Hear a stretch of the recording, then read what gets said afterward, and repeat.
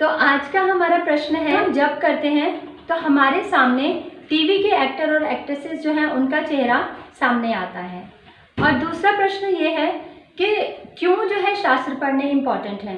क्या हम टीवी में देख के इनको नहीं सीख सकते? टीवी में भी बहुत सारे जो है सीरियल्स आते हैं, महाभारत आती है, रामायण आती है, तो इनको देख के हम क्यों नहीं सीख सकते। तो देखते हैं इनके आंसर्स हमारे सीनियर्स क्या बताते हैं और शास्त्रों से हम कैसे सीख सकते हैं। हरे कृष्णा।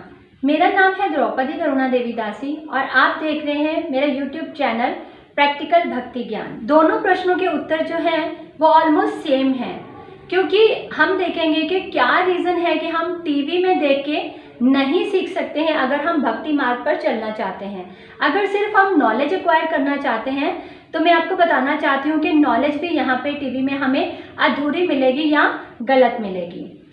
तो इसको वन बाय वन डिस्कस करते हैं और सारी कथाओं का मॉरल जो है, उस कथा के पीछे हमें क्या शिक्षा मिलती है, उसको भी हम डिस्कस करेंगे। तो सबसे पहले जो हम डिस्कस करते हैं, जैसे रावण का पिछले वीडियो में मैंने बताया कि रावण जो था बहुत ही दुराचारी और पापी था। वो जो है माता सीता को जो है हाथ भी नहीं लगा सकता था अपने श्राप के कारण। तो जब पहली गलती यहाँ पे टीवी में ये दिखाई है कि जब उन्होंने माता सीता को ऐसे उठाया था तो उस समय जो है माता सीता को उसने हाथ नहीं लगा पाया था और ना ही लगा सकता था। जिस जगह पे सीता माता खड़ी थी वहां से उस धरती को ही नीचे से उखाड़ा था और वहां से ही माता सीता को धरती समेत वो लेके गया था। तो यहाँ पे हमें इस वाली कथा से ये भी मिलता है एक मॉरल बहुत अच्छा। जब माता सीता फिर वाटिका में वहाँ पे बैठी थी और सोच रही थी कि ऐसी मेरे से क्या गलती हो गई जो भगवान श्री राम के चरणों से मैं अलग हो गई हूँ।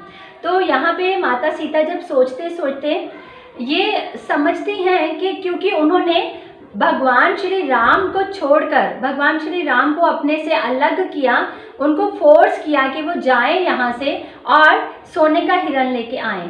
तो माता सीता की एग्जाम्पल से हमें ये समझ आती है कि हम भौतिक चीज़ों की तरफ अट्रैक्ट होते हैं और भगवान को अपने से दूर कर देते हैं।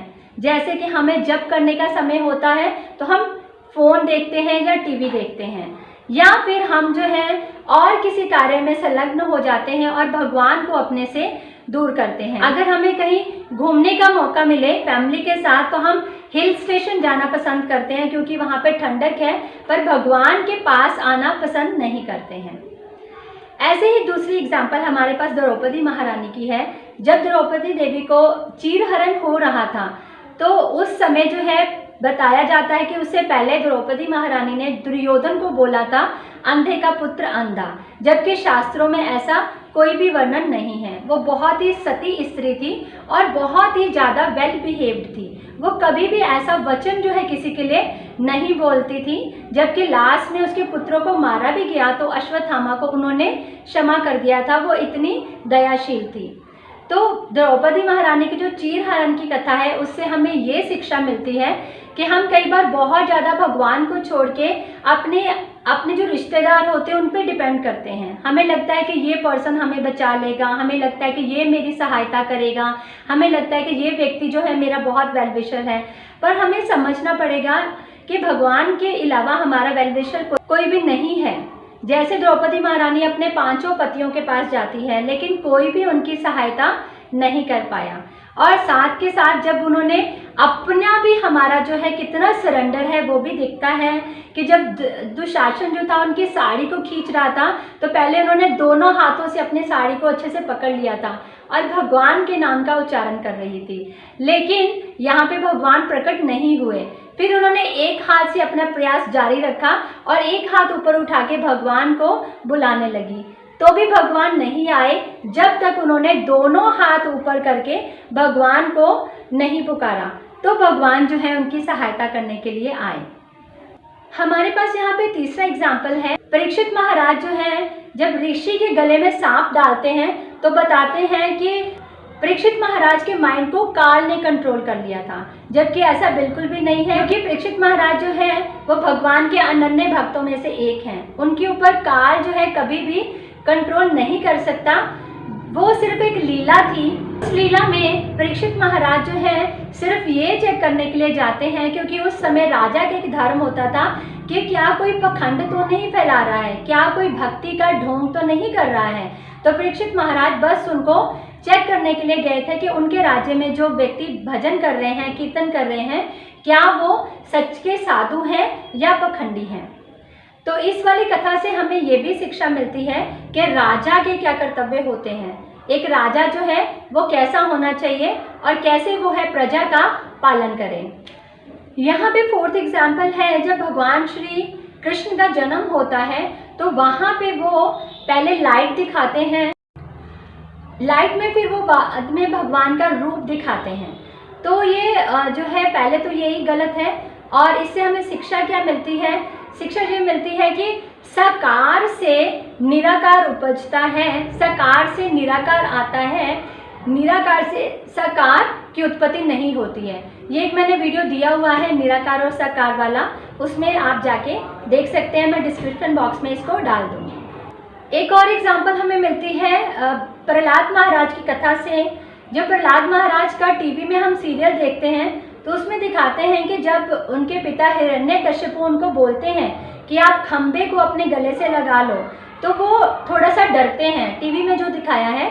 और फिर वो देखते हैं कि एक चींटी जो है खंबे के ऊपर चल रही है, जिससे इंस्पायर होके वो खंबे को गले में लगा लेते हैं। ये गलत है, क्योंकि प्रहलाद महाराज बहुत ही अनन्य भक्त थे भगवान के, जबकि वो हमेशा निरंतर भगवान के नाम सिमरन करते रहते थे।